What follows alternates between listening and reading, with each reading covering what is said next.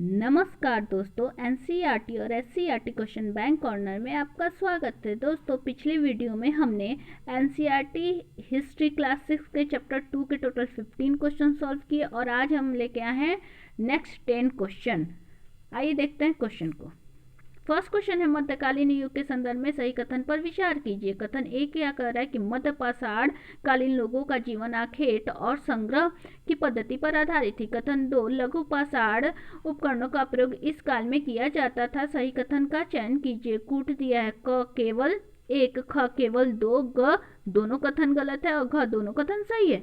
तो इसका सही आंसर क्या होगा? दोस्तों, मैं आपको बता दूं कि जो मध्य पाषाण काल का टाइम पीरियड है वो 12,000 वर्ष पूर्व से लेकर 10,000 वर्ष पूर्व है। मैंने अपने पिछले वीडियो में ही आपको ये टाइम पीरियड याद करवाए थे और हमने इससे रिलेटेड क्वेश्चन भी सॉल्व किया था। अगर जो बच्चे हमारा पिछले वाला वीडियो नहीं देखें, प्लीज़ प्लीज़ प्लीज़ आप जाइए और पीछे वाला वीडियो देखें। ये देखिए क्यों? क्योंकि हर चीज़ सीक्वेंस में मैंने क्वेश्चन को सॉल्व कराया है।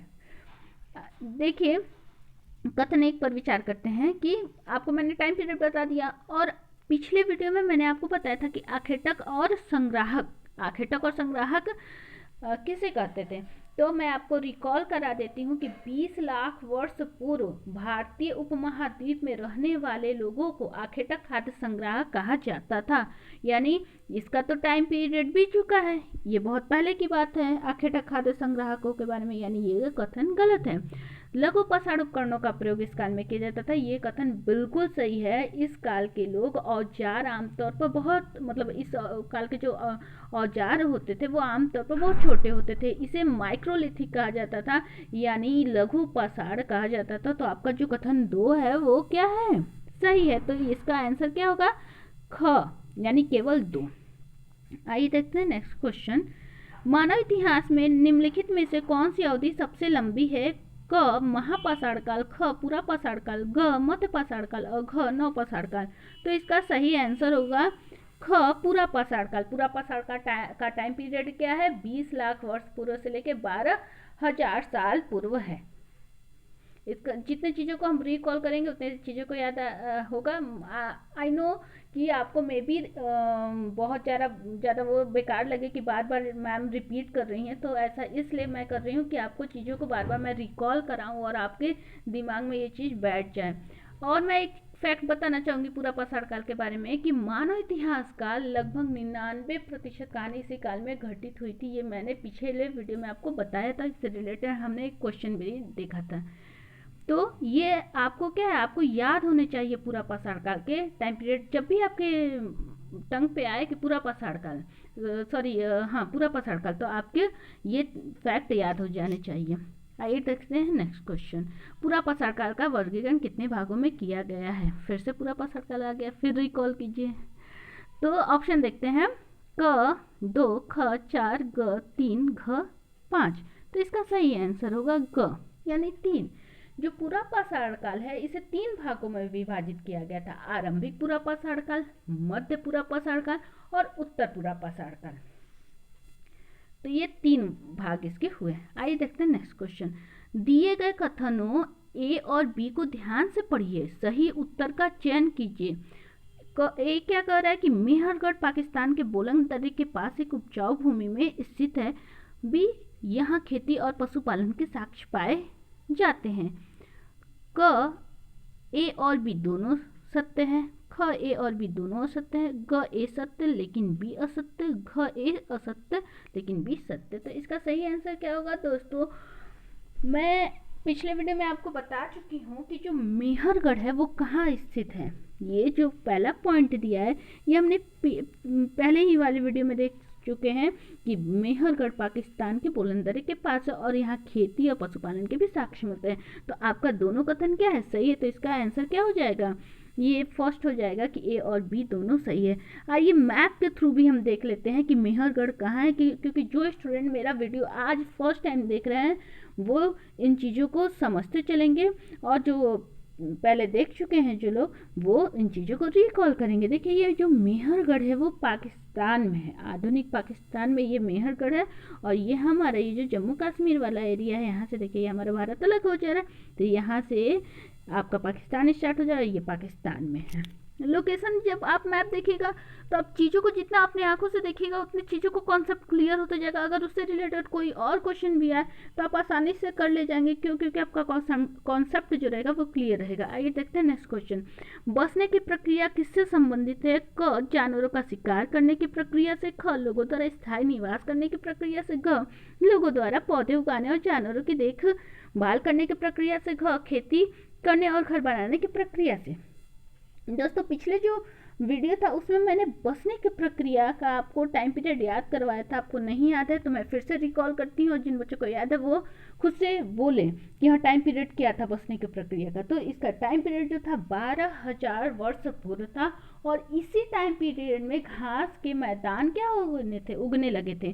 तो ये एक जलवायु परिवर्तन को बताया था। मैंने आपको बताया था कि जलवायु परिवर्तन इसी टाइम में हुआ था। तो इसका सही ऑप्शन हो जाएगा ग, लोगों द्वारा पौधे उगाने और जानवरों की देखभाल करने की प्रक्रिया से संबंधित है बसने की प्रक्रिया। नेक्स्ट क्वेश्चन देखते हैं। निम्नलिखित 4 कथन नवपाषाण युग से संबंधित है, गलत कथन का चयन करें। क, इस युग में ओखली और मूसर का प्रयोग अनाज पीसने के लिए होता था।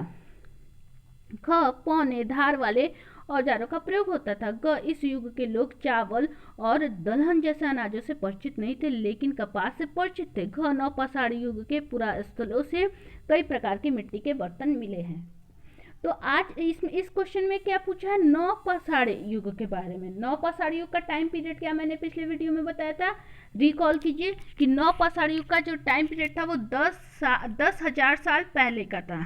ठीक, तो ये 10,000 साल पहले का टाइम पीरियड था। मैंने पिछले वीडियो में बताया था कि पाषाण का अर्थ क्या होता है? पत्थर, और पत्थरों के प्रयोग के ही आधार पर इसे 3 भागों में बांटा गया था, पूरा पाषाण काल, मध्य पाषाण काल और नवपाषाण काल। यानी जो पत्थर के जो औजार इसमें यूज किए जाते थे वो आप पूरा पाषाण काल से लेके नवपाषाण काल के युग में बहुत परिवर्तन हो गया। पहले जो पूरा पाषाण युग के औजार थे वो बेडौल थे, वो उतने सुडौल नहीं थे, लेकिन समय समय पे मध्य पाषाण काल में उसमें थोड़ा सा परिवर्तन हुआ, अच्छा सकारात्मक परिवर्तन। और फिर आप देखिएगा कि नवपाषाण युग में तो इतना परिवर्तन अच्छा हो गया औजारों के जो उनका औजार जो उनका पॉलिशदार और सुडौल बनाने लगे कि ओखली और मूसर जैसे चीज़ों का वो प्रयोग करने लगे थे। पैनी धार वाले औजारों का प्रयोग करने लगे थे। पहले जो पूरा पाषाण काल युग में देखिएगा तो वो बहुत बेडौल हुआ करते थे, लेकिन अब क्या है, धारदार वाले औजारों का प्रयोग करने लगे थे। तो दोनों कथन क्या है, सही है। यानी ग जो है, ग को देखिए, जो चावल और दलहन जैसे अनाजों से परिचित नहीं थे, ये कथन बिल्कुल गलत है, वो परिचित थे। ठीक है। घ दिया है कि नवपाषाण युग के पुरास्थल के कई मिट्टी के बर्तन मिले हैं, तो ये बात बिल्कुल सही है कि पूरा पाषाण युग के कई मिट्टी के बर्तन हमें प्राप्त हुए हैं कई पुरा स्थलों से। आइए देखते हैं नेक्स्ट क्वेश्चन। भीमबेटका की गुफा किस राज्य और किस नदी से संबंधित है? क, मध्य प्रदेश नर्मदा घाटी। ख, गुजरात नर्मदा घाटी। ग, उत्तर प्रदेश यमुना घाटी। घ, झारखंड दामोदर नदी बेसिन। तो इसका सही आंसर होगा आपका क, नर्मदा नदी और मध्य प्रदेश। तो जो भीमबेटका की गुफा है वो मध्य प्रदेश में है, और उसके पास की जो नदी घाटी है वो नर्मदा घाटी है। आइए मैप के थ्रू देखते हैं। ये देखिए, ये है आपका भीमबेटका जो एमपी में पड़ता है, और यहाँ से देखिए ये नर्मदा नदी है। ठीक है। तो ये आप जब मैप देखिएगा तो आपको समझ में आएगा कि एमपी के जस्ट कभी कभी सीक्वेंस भी पूछ लेता है यूपीएससी वगैरह में, तो सीक्वेंस पूछ लेता है कि इसके ऊपर कौन है, नीचे कौन है, बीच में ये अगर है तो अगर आप ये सारी चीज़ें भी देखते चलेंगे तो आपको समझ में आ जाएगा कि कौन कौन से पूरा स्थल कहाँ किस सीक्वेंस में है। तो सीक्वेंस भी कभी कभार यूपीएससी पूछता है। तो अगर आप किसी भी कॉम्पिटेटिव एग्जाम को क्रैक करना चाहते तो आपको एनसीईआरटी तो मस्ट है पढ़ना, तो इसको ध्यान से पढ़े तो सही रहेगा। आइए देखते हैं नेक्स्ट क्वेश्चन। क्वेश्चन 8 क्या करे कि सूची 1 को सूची 2 से सम्मिलित करे। मेहरगढ़ अभी किस स्टेट में है? मैंने आपको बोला था ना कि आपको मैप को बहुत ध्यान से देखना है। अब ये क्वेश्चन अगर आप मैप पढ़ेंगे तो आप इसको कर ले जाएंगे। मेहरगढ़ देखिए कहाँ है, मेहरगढ़ पाकिस्तान में है। चिरांद कहाँ है, बिहार में है। भीमबेटका अभी देखें हम एमपी में है, और कुरनूल की गुफा आंध्र प्रदेश में, जहाँ क्या है, जहाँ हमें आग के अवशेष मिले थे, राख के अवशेष। ठीक है। तो देखिए फर्स्ट का क्या है, डी, फर्स्ट का डी एक ही में दिया है ग में, तो ये ग ऑप्शन क्या है, सही है।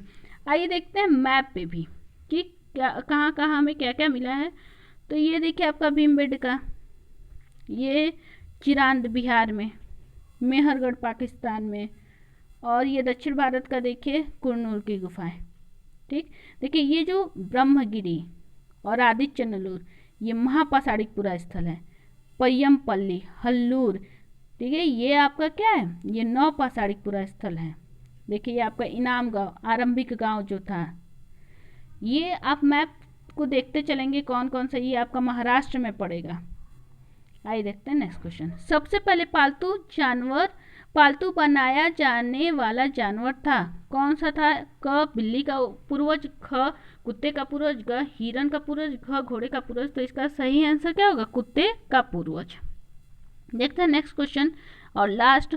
ब्रह्मगिरी, हुसगी, यहाँ देखिए गलती हो गया, यहाँ पय्यमपल्ली होगा, ठीक है, तो इसको सही कर लीजिएगा। पय्यमपल्ली, दार्जिलिंग हेडिंग, ये कौन से पाषाणिकपुरा स्थल हैं?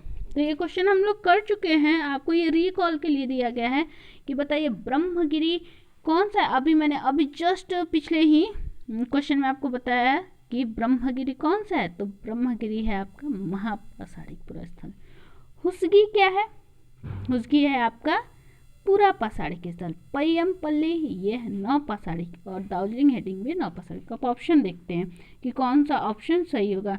तो देखिए किसका दिया है, फर्स्ट का सी 2 दिया है, सॉरी फर्स्ट का बी 2 दिया है। अब हुसगी का देखेंगे, हुसगी का सी, यानी ख ऑप्शन क्या है, सही है। तो ये हो गए टोटल 20 क्वेश्चन कंप्लीट। चैप्टर 2 के ये हमने टोटल 25 क्वेश्चन सॉल्व किए। आई होप इससे आपका कॉन्सेप्ट क्लियर हुआ होगा। Thank you so much for watching.